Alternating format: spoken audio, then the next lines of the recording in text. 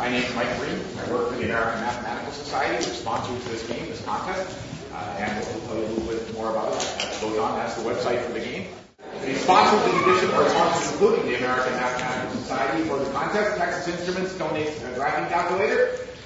MapleSoft, a company that does mathematical software, donates, believe it or not, mathematical software.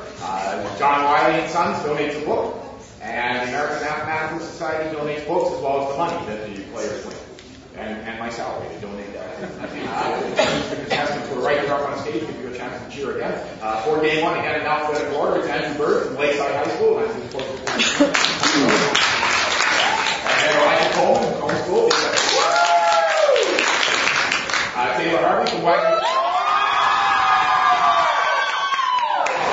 And Christian Cooper. Those are the four contestants. And so, but as they say in the games, the math game show industry, let's get ready to figure and tell you who wants to be an athlete. All right, ready for question 6? I hope so, because it's very common.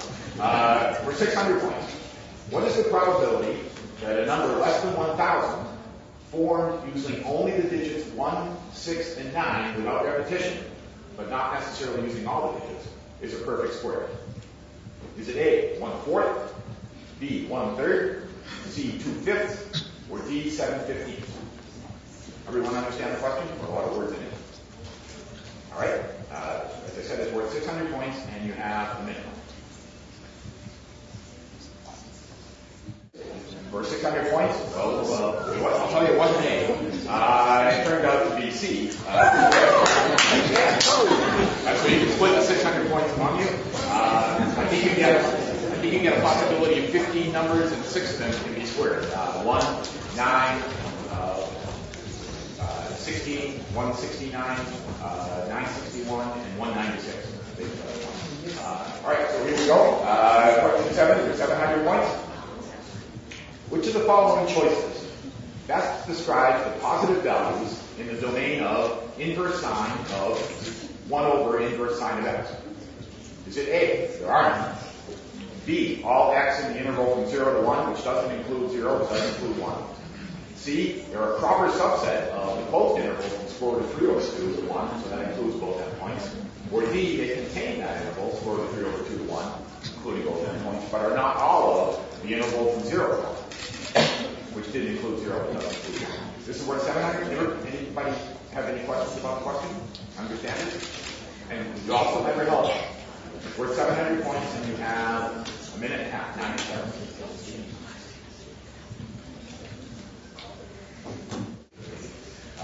So we'll see how this one went. For 700 points, everyone loaded trig, especially inverse trig function. We'll see how it went. 2 people got it right, very good. It does contain that interval, but it's not all of that other interval. Who got it right?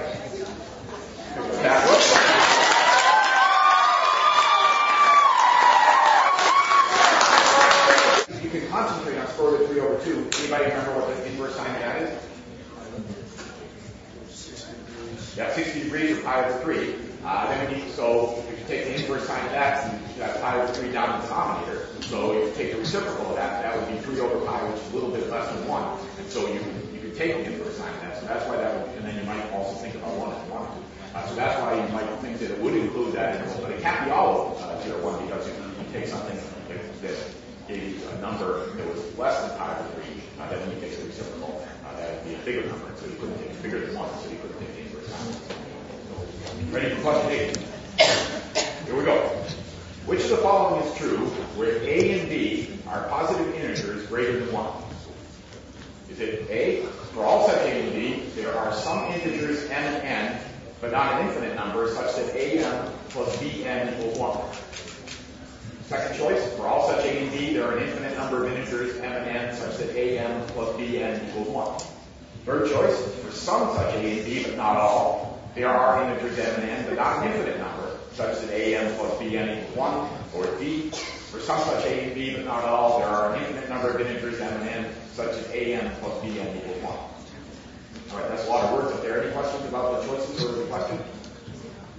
All right, it looks like Andrew wants to use his help, so that'll happen with about 5 seconds left. until then, everyone can figure, and you have a minute and a half, 90 seconds for this one as well. The answer is, it turned out it wasn't A, it was B. Some such A and B. So if A and B, does anybody recognize that A and M plus B n equals one thing? Well, I should do something to do. No, but if A and B are relatively prime, then you can find M and N such that works. In fact, that's an if and only statement.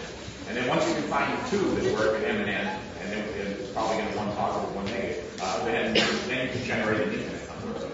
And so that's why it turns out to be D. We might just be taking my word for it, but that's why it turns out to be D. All right, so we'll see. Well, you can probably guess what that's the score, but anyway, this is the score. Our arithmetic progression held. Taylor wins with 1,400 points.